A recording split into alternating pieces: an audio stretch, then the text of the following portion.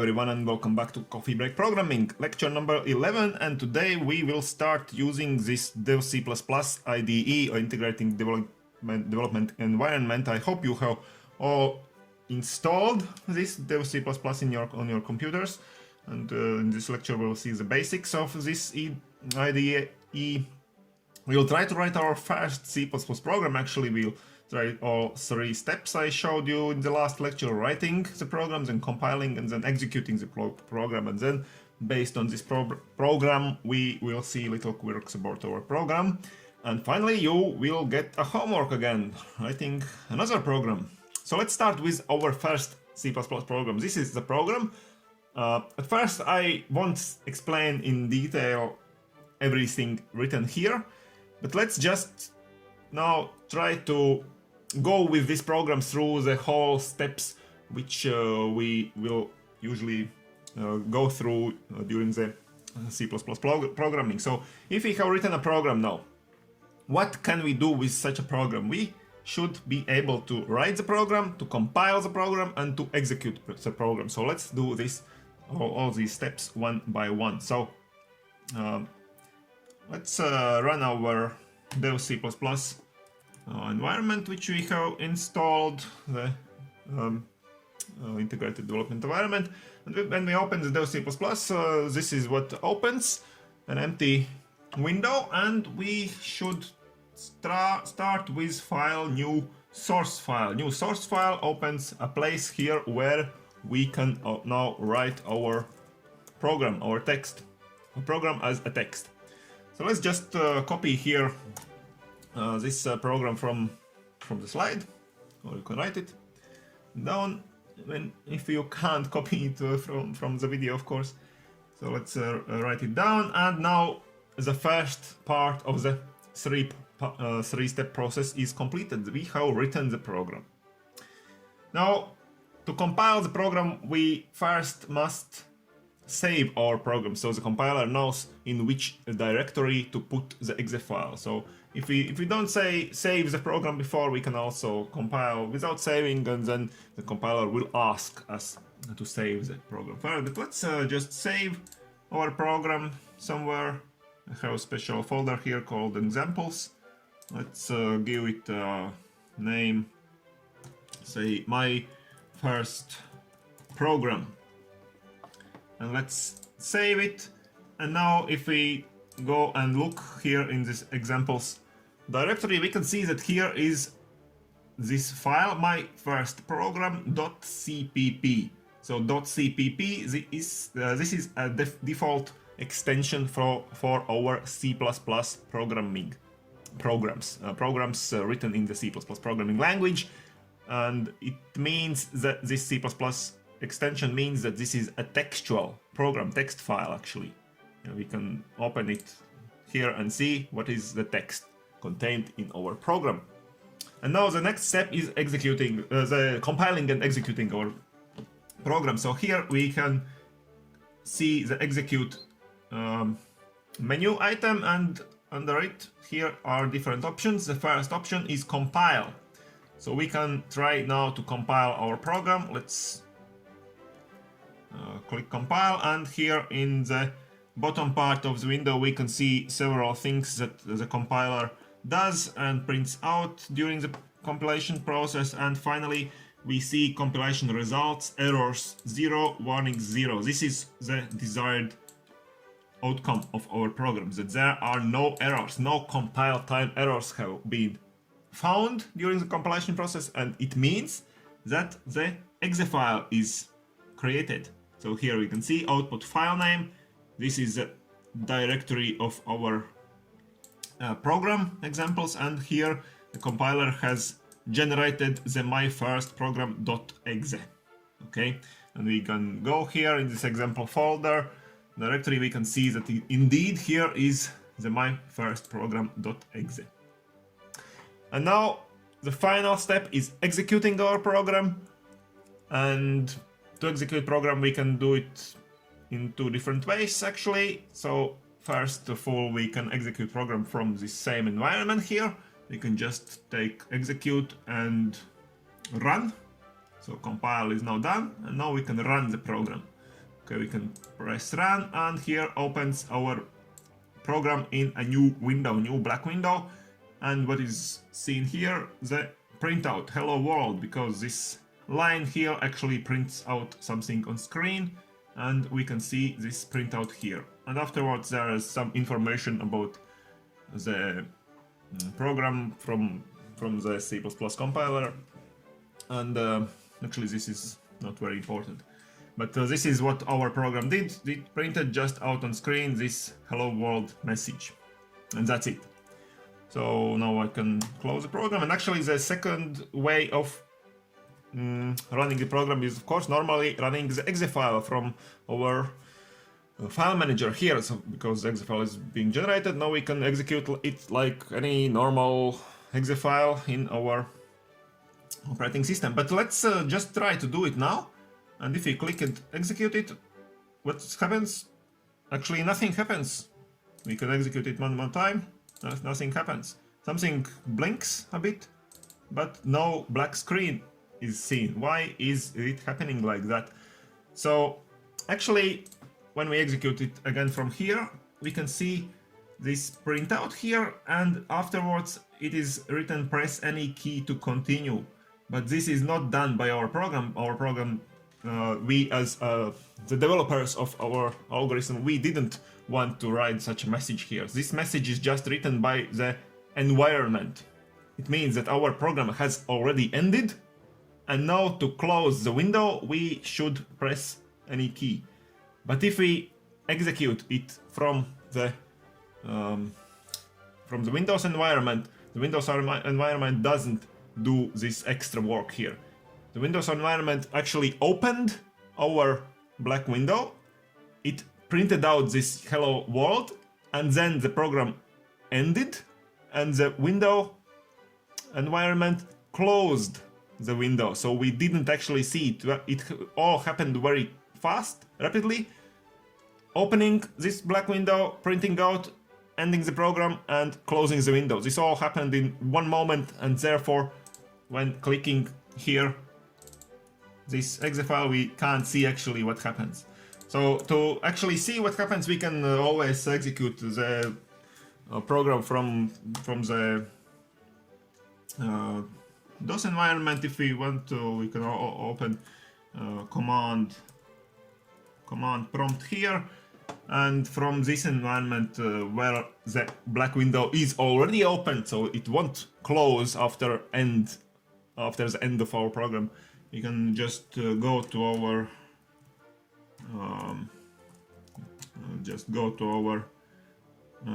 folder examples, and here in this folder I have this my first program.exe. I can write it here, press enter, and now my program executes, and here I can see the printout hello world, and the program already at once ends here.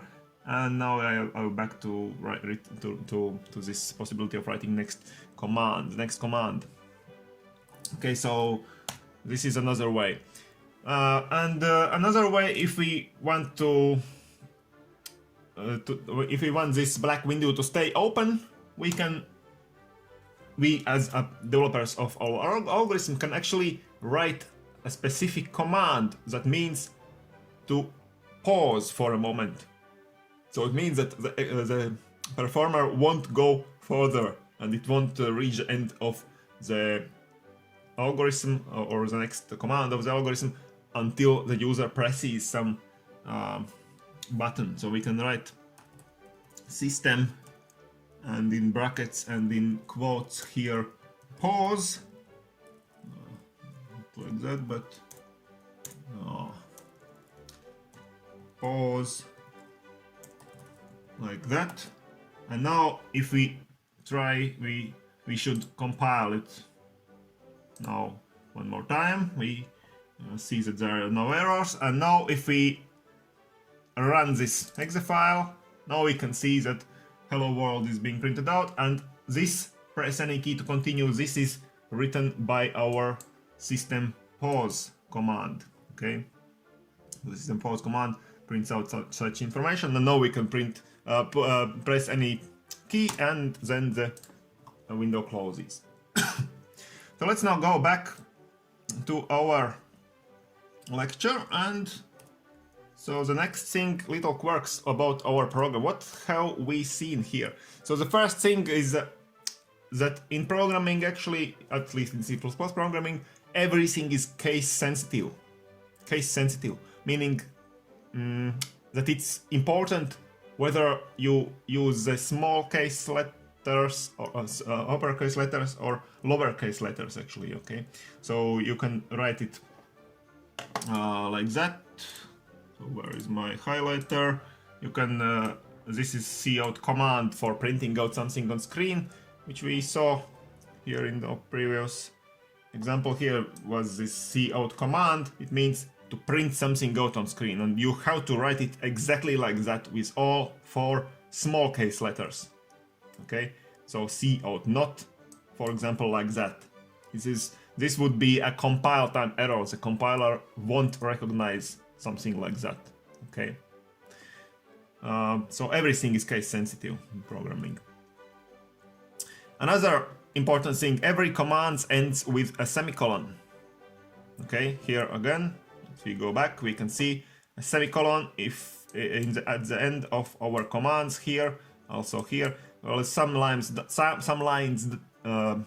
don't end with semicolon, but those are not command lines, those are something else. I'll talk about it a bit later. But all commands, normal commands, the steps of our algorithm ends with a semicolon, and this is actually this is important, of course, yeah, because if we don't write this semicolon here, for example, the compiler again won't recognize this command. The whole command will be errorless. Okay, so it won't generate exe file. But this allows us to write, for example, something like that. In one line, we can write several commands if we like. We can write this cout command, which prints out this text on screen, and afterwards, next command after this semicolon, because the semicolon ends the command, and it is not important that the next command is in the next line. It can be on the same line also.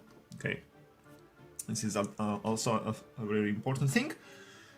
Yeah, the closing of the window we already saw. This system pause command can be useful for such use cases when we want that something is for example, being written on the screen, and we want to stay it there for a while we can read it at least, and then we can go. The system pause command just means that this is the place in our algorithm, this command, when the performer stops performing, stops executing our program. It doesn't go to the next program, to the next command, until not we as programmers, but we as a user in this case, until the user presses something, and then it just the performer just goes to the next command. So this command can be used not only at the very end of the program, but also in between some commands, just to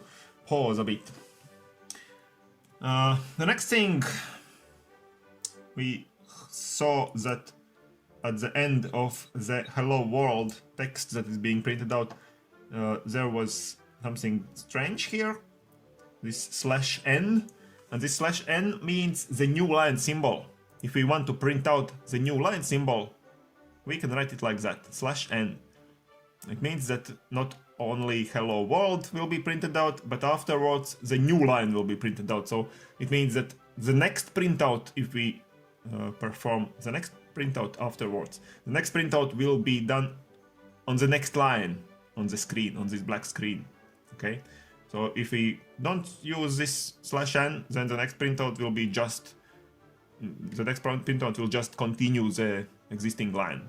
Okay, and also the same thing can be written like that, and L also means the same thing, the new line symbol, and L from end line. The end line is being printed out if we do it like that. But we can see the difference between those two things. So this is part of the text, so this must be put into those quotes. But end L is, we can look at this end L as to a variable, for example. If we want to print out the value of variable, value of x, we don't put it in brackets. If we put it in brackets, but those quotes. If we put the x in quotes, then exactly this symbol x will be printed out. If we don't put quotes around it, then the value of this variable will be printed out, and L is just like a variable, so we don't use brackets. And finally, another thing which we didn't see in our program, but of course if we now want to print something out, we want to see also how could we let user to enter something, so the printing out and entering opposite things. So we use the cin command, then to those strange symbols greater than, and then we write the variable which we would like the user to enter in this step. Okay, this is the same command as we saw when we draw our flowcharts. We had this input symbol and we wrote the variable name into this symbol, and this is the same command here in the C++, how it's been written. Okay, so let's now try to do something on our own. So this is our problem here, formulated like that. We would like to let user enter his or her birth year, just a year as a number, and print out his or her age on December 31 this year. So December 31 because for it to be more easy, so we don't have to calculate whether or not this year the user has already celebrated his or her birthday. So let's say including this year, how old is the user, how in full years, just in full years, not with the commas or something. So remember, of course, that all variables must be declared before usage, and let's try to write the program in C++. This is your homework for the next lecture. You have to perform all those three steps of the programming cycle. So first of all, you write the program as a text. Now you have all means for doing this. Just take the previous example as a base, and now you also know how to let user enter something, and so you have all that is needed for this task. So afterwards, try to compile your text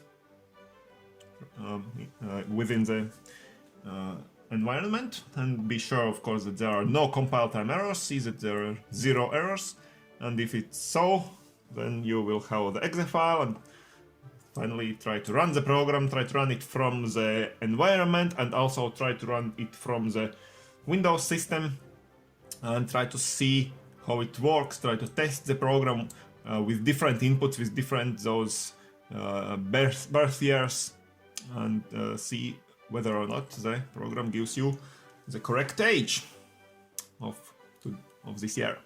Okay, this is your homework for the next lecture. Okay, so this was very important lecture. So the very basics and introduction to the Dev C++ integrated development environment, and then you saw your first C++ program, how it's been written, how it's been compiled, and how it's been run or executed.